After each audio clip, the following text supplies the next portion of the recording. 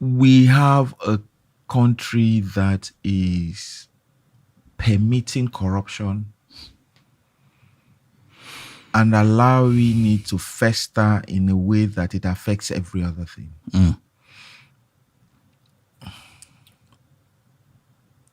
Declaration of assets is important.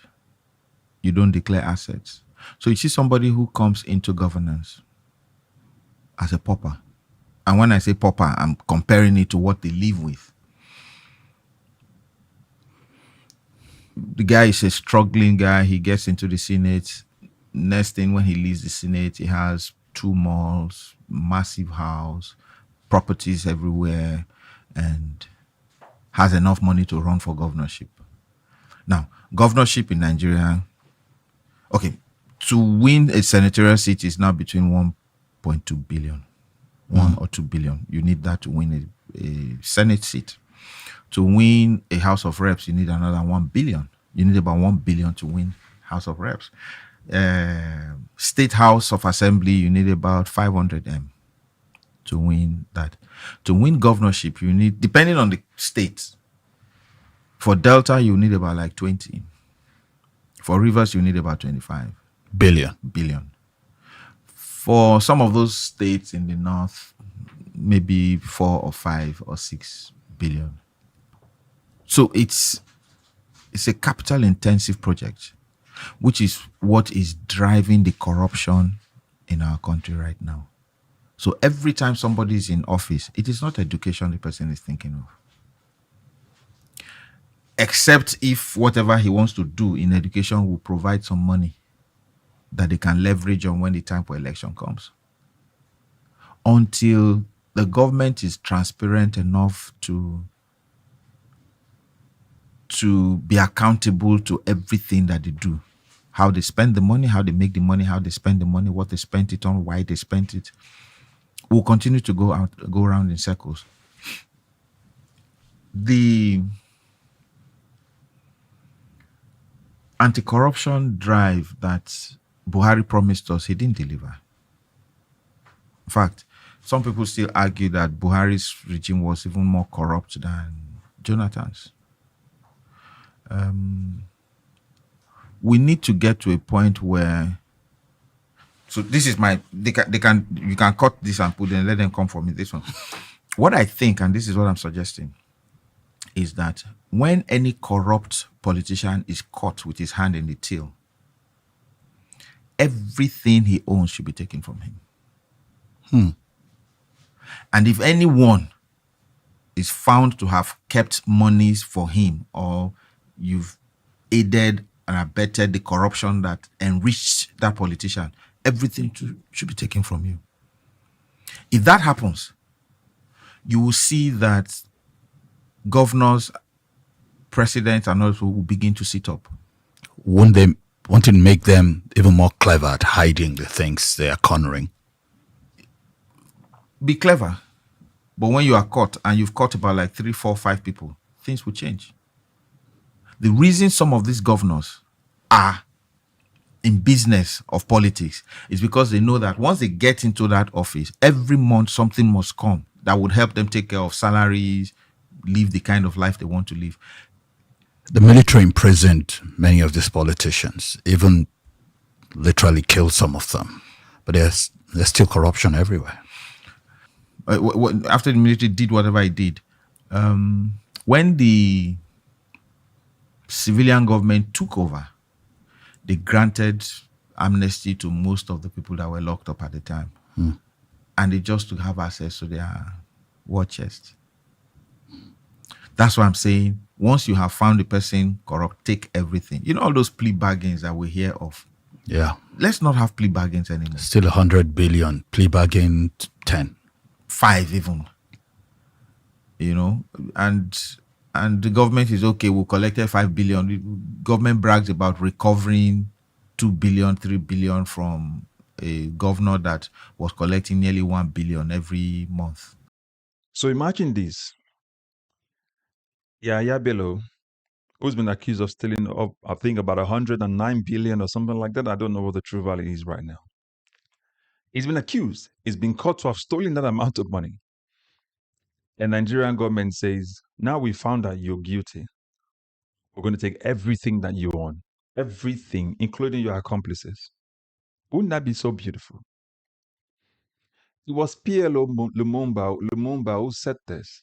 He quoted a friend. He said the friend said that African politicians are not corrupt because in corruption you see some sense of intelligence. They are plainly looting the nation. I'm paraphrasing. This is exactly what you see with our nation. Ali Baba was spot on. We have a country that is permitting corruption and allowing it to fester in a way that it affects everything else. That's our nation. Our country allows corruption, and it's allowed by our leaders because they're the ones who are perpetrating this corruption.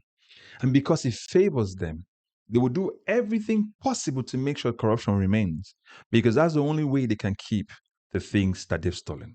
I'll give you an example. It was Wike who said that he bought the nomination form for all the PDP aspirants in 2020 for the 2023 election.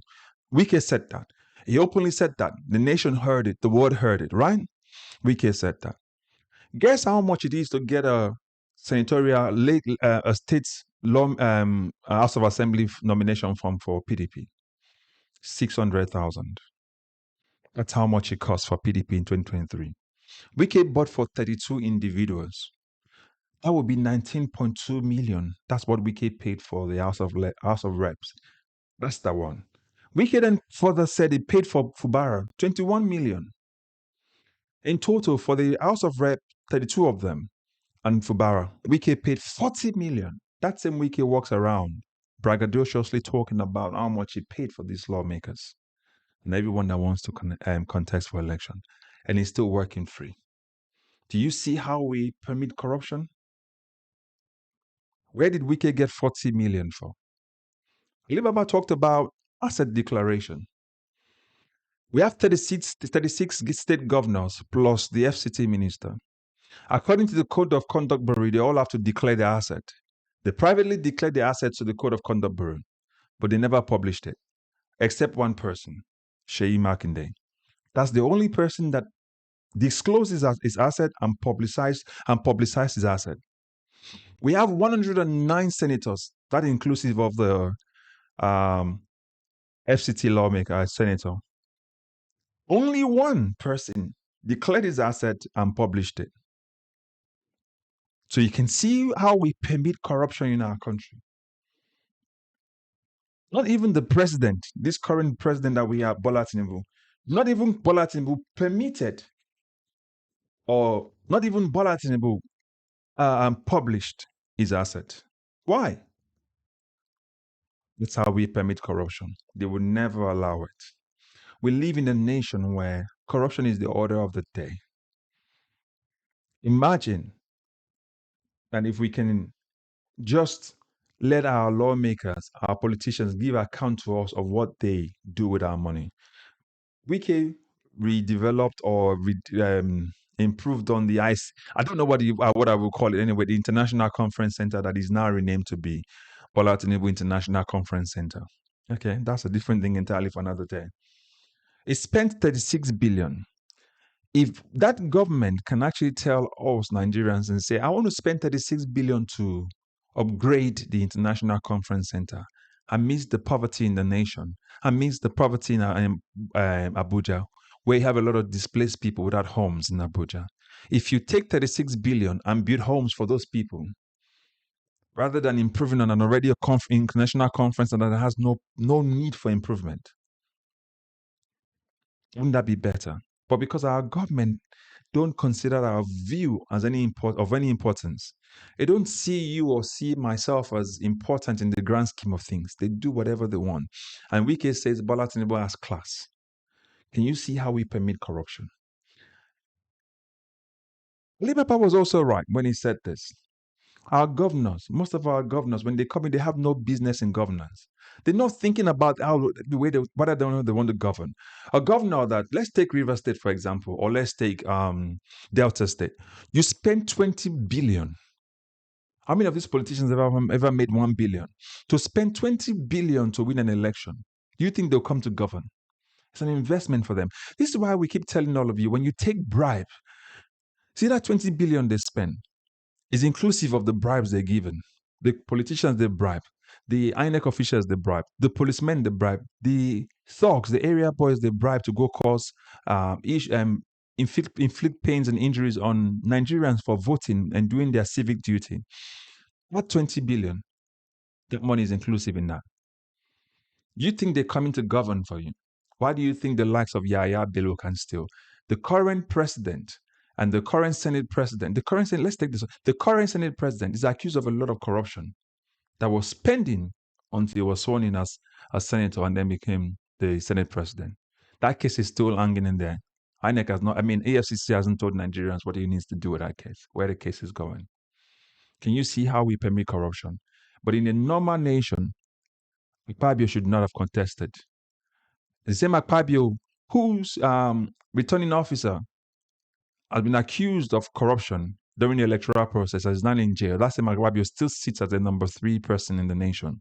Do you see how we permit corruption? And this is why we keep telling you guys, and this is why I keep saying it from this channel, that 2027 matters. We have to take Nigeria seriously. You have to make sure you lend your voice to the change that we're talking about. If you don't, you will suffer the consequences.